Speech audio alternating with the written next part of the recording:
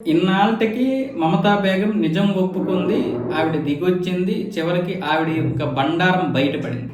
ఆవిడ నోటి నుంచే స్వయంగా అన్నారు, కంచి వేసుకోవడానికి మేము భూమి ఇస్తాము అని. కంచి వేసుకోవడానికి భూమి ఇస్తాము అంటే ఇప్పటి వరకు భూమి ఇవ్వలేదని కదా అని అర్థం. ఆవిడే స్వయంగా చెప్పింది. ఇంతవరకు ఏమొచ్చేసి అమిత్ షా అబద్ధాలు ఆడుతున్నాడు, సువేంద్ర అబద్ధాలు ఆడుతున్నాడు, మోదీ అబద్ధాలు ఆడుతున్నాడు, బీజేపీ అబద్ధాలు ఆడుతుంది, ఇలా రకరకాలుగా ఎన్నో వండి వార్చారు ఆవిడ. ఒక ముఖ్యమంత్రి అయ్యి ఉండి కేంద్ర ప్రభుత్వానికి ప్రత్యేక చట్టాలు ఉంటాయి కదా, అసలు కేంద్ర ప్రభుత్వం రాష్ట్ర ప్రభుత్వాన్ని అడగడం ఏంటి, భద్రత కోసం, కంచె కోసం అని చాలామంది మన కుహనా మేధావులు కూడా పెద్ద ఇది చేశారు కదా. మరి ఇప్పుడేమంటారు, స్వయంగా మమతా బేగం, మీ యొక్క మమతా బేగమే రాష్ట్ర ముఖ్యమంత్రి అంటుంది, మేము ఇప్పుడు భూమి ఇస్తాము, కాకపోతే బిఎస్ఎఫ్ విషయంలో తీసుకున్నటువంటి ఏకపక్ష నిర్ణయాన్ని వెనక్కి తీసుకోవాలంట. ఆ ఏకపక్ష నిర్ణయం ఏంటి అంటే 15 కిలోమీటర్ల నుంచి 50 కిలోమీటర్ల పరిధి పెంచారు బీజేపీ వచ్చిన తర్వాత. బిఎస్ఎఫ్ ఆ యొక్క పరిధిని 15 కిలోమీటర్లకే తీసుకోవాలి. ఆ తర్వాత ఈ మిగతా 30 కిలోమీటర్లు వీళ్ళు నచ్చినట్లుగా ఏదైనా చేసుకుంటారు. అసలు మామూలుగానే కొన్ని ప్రాంతాల్లో పశ్చిమ బెంగాల్ అలాగే బంగ్లాదేశ్ యొక్క సరిహద్దులు ఎలా ఉంటాయంటే కొన్ని గ్రామాలు కలిసిపోయి ఉంటాయి. అది బంగ్లాదేశ్ గ్రామము, ఇటేమొచ్చేసి మన పశ్చిమ బెంగాల్, అంటే ఒక 2 దేశాలు కలిసిపోయి ఉంటాయి. ఆ మధ్యలో కంచి వేయాలంటే రాష్ట్ర ప్రభుత్వం అధీనం లేకుండా ఇది లేకుండా ఎలా అవుద్ది? పోలీసుల మధ్యలోకి వచ్చి బిఎస్ఎఫ్ వాళ్ళ మీద దాడులు చేస్తుంటే సైన్యం కాల్చిపడేస్తారు, కానీ వాళ్ళకు అనుమతులు లేవు కదా. కాల్చిపడిస్తే ఓకేనా? పోలీసులు ఎవరు? మన వాళ్ళే కదా. మన రాష్ట్ర పోలీసులు మన బిఎస్ఎఫ్ కాల్చిస్తే ఏముంటుంది?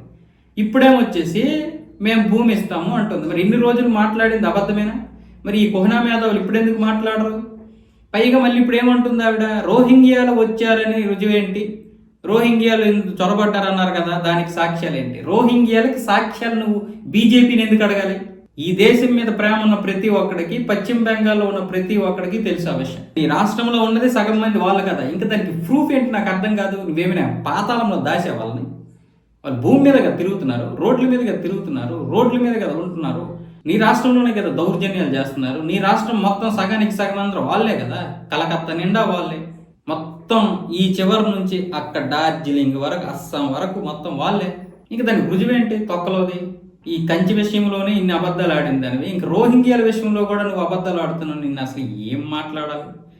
నువ్వు అసలు ఈ రాష్ట్రాన్ని కాదు, ఈ దేశంలో ఎందుకు పుట్టావు? నిన్ను అసలు బంగ్లాదేశ్లో తోసేయాల్సింది. నిన్ను అసలు ఇప్పుడు ఉంచడం చాలా పెద్ద తప్పు. ఆనాడు కాంగ్రెస్, కమ్యూనిస్టులు, నువ్వు మొత్తం ఆ రాష్ట్రాన్ని నాశనం చేసి అక్కడి నుంచి దేశాన్ని నాశనం చేసావు.